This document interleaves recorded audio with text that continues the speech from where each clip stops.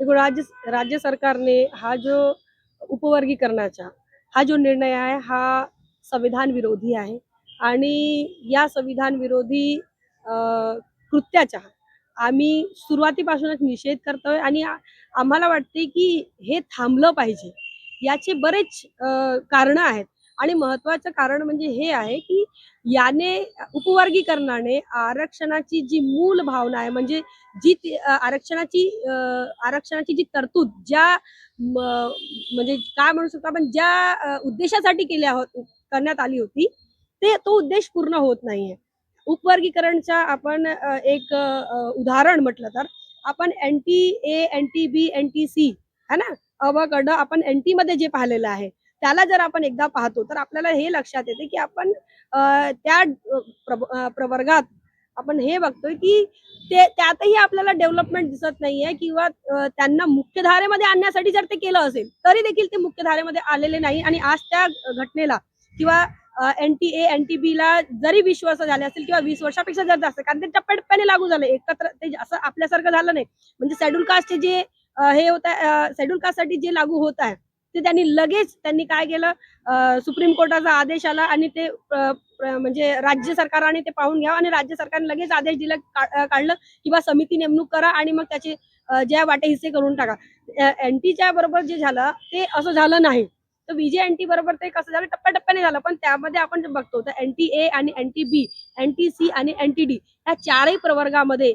Politically म्हणा किंवा शैक्षणिक म्हणा किंवा नोकरीच्या म्हणजे दृष्टीने पाहिलं तर त्यामध्ये तेवढं डेव्हलपमेंट दिसत नाही उलट आपण हे म्हणतो म्हणजे त्याचं रिझल्ट हे म्हणते की ड्रॉप आउट हायर एज्युकेशन मध्ये ड्रॉप आउटचं जे रेशिओ आहे ते एनटीए एनटीबी एनटीसी एनटीडी मध्ये आहे म्हणजे याचा अर्थ काय झाला की तुम्ही केला जरूर म्हणजे तुम्ही केलेला आहे तुमची जिद्द होती की याने मुख्य धारेमध्ये हे येतील तरी देखील ते आले नाही आता शेड्यूल कास्ट मध्ये जरी असं झालं तरी हे इथे रिझर्वेशनचा किंवा आरक्षणाचा इम्प्लिमेंटेशन हे महत्वाचं आहे तुम्ही जमिनीवर या कायद्याच्या कशा पद्धतीने लोकांना त्याचा वापर करू देता हे महत्वाचं आहे मॅम नुकत्याच काही दिवसांपूर्वी आपल्या गोंदिया जिल्ह्यामध्ये आमदारांच्या नेतृत्वामध्ये आंदोलन पार पडला त्या संदर्भात काय बोला मला वाटते की हे खूप हास्यास्पद आहे की तुम्ही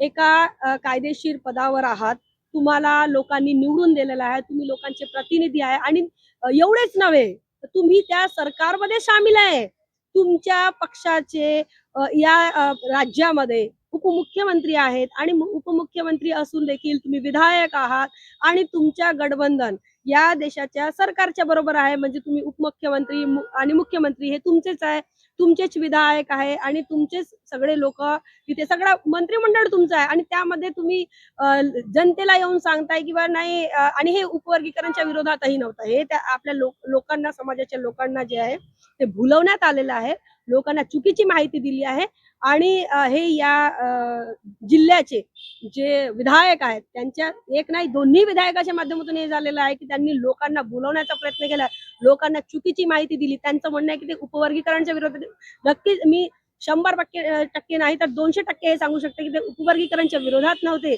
ते आंदोलन उपवर्गीकरणच्या म्हणजे समर्थनातच ते आंदोलन होतं हे उघड उघड समजत आहे आपला समाज गरीब आहे भोळा आहे त्या भोळ्या समाजाला एकत्रित करून उलट सुलट काहीही सांगून यांना वाटते की आपण आपला वोट बँक वाचवू शकतो ते वोट बँक वाचवण्यासाठी बाबासाहेबांच्या नावावर हे एक खूप यांचं एक खूप घाणेरडा प्रयत्न आहे मला असं वाटतं की हे खूप घाणेरडा प्रयत्न आहे की फक्त वोट बँक वाचवण्यासाठी तुम्ही आमच्या समाजाचा आणि येणाऱ्या भविष्याचा तुम्ही जे त्यांचं जीवन येणाऱ्या लोकांच्या येणाऱ्या मुलांचे जीवन तुम्ही काय करताय तुम्ही आपल्या राजनीतीसाठी तुम्ही वेशीवर टांगताय आणि लोकांना हे सांगताय की आम्ही तुमच्या भल्यासाठी बसलेलो आहोत हे खूप हास्यास्पद आहे आणि निंदाही केली तरी कमीच आहे कारण हे चुकीचं आहे तुम्ही सरकारमध्ये बसलेले आहे तुम्ही आपल्या सरकारला समजवू शकत नाही तुम्ही आपल्या उपमुख्यमंत्र्याला सांगू शकत नाही इथे या गोंदियाचे सांसद प्रफुल्ल पटेल ते राज्यसभेमध्ये बसतात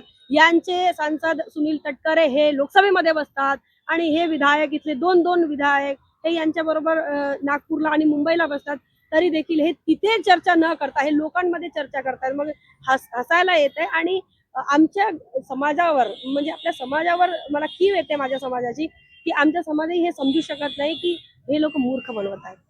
मॅम, त्यांचं असं म्हणणं होतं की आम्ही सरकारमध्ये राहून सुद्धा सरकारच्या विरोधामध्ये जाऊन हा विरोध प्रदर्शन समाजाच्या सहाय्याने करत आहोत आणि आपल्या पदाची येणाऱ्या भविष्यामध्ये कदाचित ही बली असू शकते, असं त्यांचं मत होतं. मला हे सांगावं असं वाटते की तुम्ही त्यांचे पॉम्पलेट्स पाहिले असतील किंवा तुम्ही सगळीकडे जर गेले तर तुम्हाला ते पॉम्पलेट दिसतील किंवा त्यांचे बॅनर्स दिसतील आणि तिथे लिहिलेलं आहे की आपण अनुसूचित जातीच्या उपवर्गीकरणाच्या विरोधात असंच आहे आणि आंदोलन करतोय. मग तुम्ही ते बघा की त्यांची काय मागणी आहे. त्यांची पत्रकार परिषद तुम्ही अटेंड केली असेल, मी देखील केलेली आहे. त्यांनी सरळ सरळ म्हटलं आमची मागणी इतकीच आहे की बदार कमिटीचा जो अहवाल आहे तो अहवाल सार्वजनिक करावे, कारण बदर कमिटीचा जो अहवाल आहे तो अजूनपर्यंत सरकारच्या नियंत्रणामध्ये आहे, फडणवीस सरकारच्या जवळ आहे आणि त्या अहवालावर काम करण्यासाठी त्यांनी परत जो चीफ सेक्रेटरी असतो त्या मुख्य सचिवाला नियुक्त केलेला आहे, ज्याचं नाव अग्रवाल आहे आणि त्यांच्या माध्यमातून आता त्याच्यावर काम होत आहे. तर त्यांची मागणी ही नाहीये की तुम्ही उपवर्गीकरणाला वर तुम्ही लगाम लावा. त्यांचं काय म्हणणं हे रोखण्यात आहे, त्यांनी कधीच म्हटलं नाही. तुम्ही बघा, मी माझा प्रश्न देखील आहे त्यांना, मी त्यांना या उत्तरावर परत प्रश्न केला तर त्यांचं काय म्हणणं आहे की बा आपण हे नाही म्हणत आहे, म्हणजे आपली मागणी हे आहे की बदर समितीचा अहवाल हा सार्वजनिक करा, कोणत्या जमातीला कुठे टाकलेला आहे, कुठल्या अनुसूचीमध्ये टाकलेला आहे, ए मध्ये टाकला का, बी मध्ये टाकला का, सी मध्ये टाकला आणि किती % टाकला, त्याला किती टक्के मिळणार आहे, यासाठी हे सगळं होतं. म्हणजे मी हे तुम्हाला सांगते की फक्त हा विरोध म्हणून नव्हता, हा त्या संदर्भात होता. त्यांचे पर्चे जर तुम्ही उचलले तर तुम्हाला लक्षात येईल की त्यांचं म्हणणं आहे की या संदर्भात या बाबत आमचं आंदोलन आहे, याच्या विरोधात नाहीये. आणि त्यांनी कुठेच हे म्हटलं नाही. त्यांचं जर माझ्या प्रश्नावर त्यांनी फक्त एवढं म्हटलं की जर हा थांबला तर बरं होईल, पण त्यांच्याकडनं हे थांबण्यासाठी त्यांनी असं कधी धमकी दिली का आपल्या सरकारला की अरे तुम्ही जर हे केलं, उपवर्गीकरण केलं तर आपण शेड्यूल कास्टचे जेवढे काही विधायक आहे एनसीपीचे आणि बीजेपीचे आम्ही राजीनामे देऊन टाकू, आम्ही तुमचा पक्ष सोडून टाकू आणि समाजात जाऊ सांगू. बाबासाहेब आंबेडकरांनी 1952 जेव्हा कायदे मंत्री पदाचा राजीनामा दिला तर बाबासाहेब कायदे मंत्री पदातून जेव्हा बाहेर निघाले तर ते सगळ्या ओबीसी समाजाला जाऊन त्यांनी सांगितलं बाबासाहेबांनी मी राजीनामा का देतोय. त्यांनी सांगितलं की 340चं इम्प्लिमेंटेशन होत नाहीये, काँग्रेस होऊ देत नाहीये, मला प्लॅनिंग कमिशनचं काम करू देत नाहीये, हिंदू कोड बिलाचं काम करू देत. आणि ही घटना बिहारमध्ये होती. म्हणजे ते सांगायसाठी बाबासाहेब बिहारला जातात, ते सांगायसाठी बाबासाहेब उत्तर प्रदेशला जातात, ते सांगायसाठी बाबासाहेब हरियाणाला जातात आणि बाबासाहेब असे कित्येक लोकांशी भेटतात ज्या समाजासाठी ते झटत होते. मग जर हे आमच्या समाजासाठी झटत आहे तर तुम्ही आपले राजीनामे तिथे सोडून या, फडणवीसच्या घरी आपले राजीनामे सुनेत्रा पवारच्या घरी सोडून या आणि मग समाजाला सांगा की आम्ही तुमच्यासाठी जिंकतोय, आम्ही तुमच्यासाठी. तुम्ही खरे नेता ना, मग तुम्ही काय शिकले आपल्या बापाकडून. बाबासाहेबाला तुम्ही तुम्ही म्हणजे गळ्यात निडे फटके बिटके घालून ते तिथे लोकांना घेऊन आले. विधायक म्हणजे भाजपाचे विधायक देखील निडे फटके घालत आहे आणि एनसीपीचे विधायक देखील निडे गमचे घालत आहेत आणि तुम्ही हे सांगताय तर मग तुम्ही काहीतरी शिका ना बाबासाहेबांकडून. फक्त बाबासाहेबांचं नाव वापरून ही राजनीती करणे आणि समाजाला गुलामीच्या दाराकडे नेणे हे चुकीचे आहे. मॅडम, तुमच्या वैयक्तिक मतानुसार हा उपवर्गीकरण नाही झालं पाहिजे म्हणून विना राजनीतिक दृष्ट्या काय उपाय असू शकतो? बिना राजनीतिक दृष्ट्या काही उपाय नाही. बाबासाहेब आंबेडकर म्हणतात की political power is a master key which can open each and every lock. प्रत्येकच समस्याचे ताले जर तुम्हाला उघडायचे असतील तर राजनैतिक शक्ती ही एकच, ही जी गुरु किल्ली आहे हे एकच तुमच्याकडे साधन आहे आणि याच्यानेच तुम्ही करू शकता. परत दुसरा बाबासाहेब म्हणतात की capture the temple of power for your emancipation. त्यांचं हे म्हणणं आहे की तुमच्या संपूर्ण मुक्तीसाठी, तुमच्या सामाजिक, आर्थिक, राजनैतिक प्रत्येकच मुक्तीसाठी तुम्हाला पॉवर ऑफ टेम्पल म्हणजे तुम्हाला सत्याच्या मंदिरवर कब्जा करावा, सत्तेच्या मंदिरवर काबीज करावं लागेल. तर तुम्हाला जर आपल्याला असं वाटत असेल की नॉन पॉलिटिकली होऊ शकते, हे नॉन पॉलिटिकली आपण धरणे देऊ शकतो, निदर्शने देऊ शकतो, नारेबाजी करू शकतो, पण जेवढं जे काही होणार आहे ते मुंबईच्या किचन मध्ये शिजणार आहे, ते नागपूरच्या किचन मध्ये शिजणार आहे, ते दिल्लीच्या किचन मध्ये शिजणार आहे.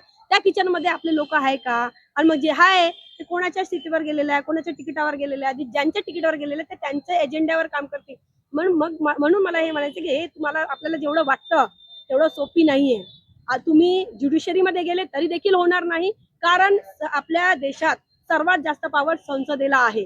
ज्युडिशरीपेक्षा पॉवर आपण संसदेला आपल्या देशात दिलेला आहे, विधानसभेला दिलेला आहे, राज्यसभेला आहे, म्हणजे जनतेच्या प्रतिनिधीला सर्वात जास्त पॉवर दिलेला आहे. आणि त्यामुळे नॉन पॉलिटिकली हे शक्य होऊ शकत नाही. याला पॉलिटिकली शक्य करावं लागेल. तुम्हाला तुमचे लोक विधानसभेमध्ये, राज्यसभेमध्ये, लोकसभेमध्ये पाठवावे लागतील. त्याच्याशिवाय काही होणार नाही. आपले लोक म्हणजे बहुजन समाज, मी ज्या जातीतून येते त्या जातीमध्ये राजनैतिक दृष्ट्या इनमॅच्युरिटी असल्यामुळे आपली हे सगळ्या समस्या निर्माण होतात आणि आपण दुसऱ्या पक्षाच्या लोकांना, दुसऱ्या पक्षाच्या विधायकांना आपण आपले समजतो आणि मग तेच आपल्या लोकांना जे आहे ते गुलामीच्या दारावर नेतात. तर हे मला वाटतं की जर पॉलिटिकली हे सगळ्या समस्या क्रिएट होत आहेत तर पॉलिटिकली सॉल्व्ह होतील. आपण नॉन पॉलिटिकली करू शकणार नाही. मॅडम, शेवटी समाजासाठी या उपवर्गीकरणाच्या संदर्भात काय संदेश द्याल? शेवटी मला समाजाला हे सांगायचं आहे की बघा, आपल्या सगळ्या समस्या ह्या देशात राजकारण्यांनी तयार केलेल्या आहेत. बाबासाहेबांच्या गेल्यानंतर या देशाची सत्ता ज्या ज्या लोकांकडे आली त्यांनी फक्त बहुजन समाजाच्या समस्यांना वाढवण्याचं काम केलं आणि त्या समस्यांमध्ये जर आज आपण गरिबी बघतोय, ही जी गरिबी आहे, ही जे आज 80 करोड लोक म्हणजे सरकारच्या अन्नावर जगत आहे, ही समस्या काही आज निर्माण झालेली नाहीये. ही समस्या इंदिरा गांधीच्या आधीपासून आहे. आणि ही जी गरिबी निर्माण झाली का झाली? कारण लोकांना लाचार, बेबस ठेवण्याची जी मानसिकता आहे ती इथल्या सत्ताधिकारी लोकांची असल्यामुळे इथल्या मोठ्या आणि बहुजन समाजाच्या SC ST OBCंना लाचार, बेबस करण्याचा प्रयत्न आहे. जर तुम्ही म्हटलं की तुम्ही शिकतो आणि शिकल्यानंतर तुम्ही उच्च पदावर जाता, तर त्यासाठी देखील यांनी व्यवस्था करून ठेवली की तुम्हाला इंटरव्ह्यू मध्ये कसं गाडता येईल, NFS करून तुम्हाला प्रोफेसर कसं नाही करता येणार, तुम्हाला व्हाईस चान्सलर कसं बनता नाही येणार, याची सगळी व्यवस्था केलेली आहे. म्हणून मी शेवटी हे सांगेल की आपण एज्युकेशन तर घेऊ शकतो, पण तुम्ही शिक्षणाने देखील मोक्याच्या जागे जरी काबीज करतो म्हटला तर तिथे कात्री लागलेली आहे. आणि ती कात्री पॉलिटिशियननी लावलेली आहे, राजकारण्यांनी लावलेली आहे. तर मग राजकारण्यांनी जर कात्री लावली असेल, तिला जर थांबायचं असेल, तर आपण शेवटी आपल्याकडे आपल्या मताचा अधिकारच आम्हाला वाचवू शकतो. त्या मताच्या अधिकाराची रक्षा करणं हे महत्वाचं आहे. आपला वोट हा चोरी होतो, आपला वोट हा विकला जातो, साडीमध्ये विकला जातो, दारूमध्ये विकला जातो, 100 रुपयामध्ये विकला जातो, 500 रुपयामध्ये विकला जातो, विहारामध्ये विकला जातो, बाबासाहेबांच्या मूर्तीमध्ये विकला जातो, बुद्धांच्या मूर्तीमध्ये विकला जातो, समाज मंदिरांमध्ये विकला जातो, महापुरुषांच्या पुतळ्यांमध्ये जर विकला जात असेल. म्हणून आपल्या समस्या आहेत. ज्या दिवशी आम्ही स्वबळावर आपले विधायक, सांसद जर तयार करणार नाही तर मला वाटते आमच्या समाजाची समस्या सुटणार नाही. आम्हाला उत्तर प्रदेश सारखं या महाराष्ट्राला देखील हे दाखवलं पाहिजे की आम्ही खरंच फुले शाहू बाबासाहेबांची औलाद आहोत, फुले शाहू बाबासाहेबांचे आम्ही वारसदार आहोत. तर मग आम्हाला आपला झेंडा आपल्याला कुठे घेऊन जावं लागेल? विधानसभेवर घेऊन जावं लागेल. हेच माझ्या समाजाला सांगणे आहे. मी माझ्या सांगण्याने समाज ऐकेल असंही नाही. पत्रकार साथी, मला हे सांगावं असं वाटतं की ही गोष्ट जी मी सांगत आहे ही काही नवीन नाही. ही गोष्ट मला वाटते फुले साहेबांनी सांगितलेली आहे की स्वबळावर राजकारण कसं करायचं, आणि त्यांनी केलं. एवढंच नव्हे तर शाहू महाराजांनी जेव्हा त्यांचं राज्य होतं तेव्हा त्यांना जे वाटायचं की काय करता येईल जनतेच्या कल्याणासाठी, त्यांनी ते करून दाखवलं. बाबासाहेब आंबेडकर बोलून गेले, करून गेले. ते 4 चार मंत्री राहिलेले आहे, राज्यसभेत राहिले, विधानसभेमध्ये राहिले, त्या काळच्या विधानमंडळामध्ये राहिले आणि संविधान सभेचे निवडणुका ते जिंकले. तर याच्यावरनं आपल्याला हे कळतं की आपल्या महापुरुषांनी आम्हाला स्वतःच्या पायावर उभं करण्यासाठी प्रत्येकच प्रयास केलेला आहे. आणि समाज जर आज आपल्याकडे शिक्षण घेऊन देखील जर आम्ही आपल्या स्वबळावर स्वतःच्या पायावर उभं राहत नसू, म्हणून मला हे सांगावं असं वाटतं की बरं, तुम्ही आपल्या पायावर उभं राहण्यासाठी प्रयत्न करा, पॉलिटिकली, आयडिओलॉजिकली, झेंड्याबरोबर, नेत्याबरोबर. थँक्यू.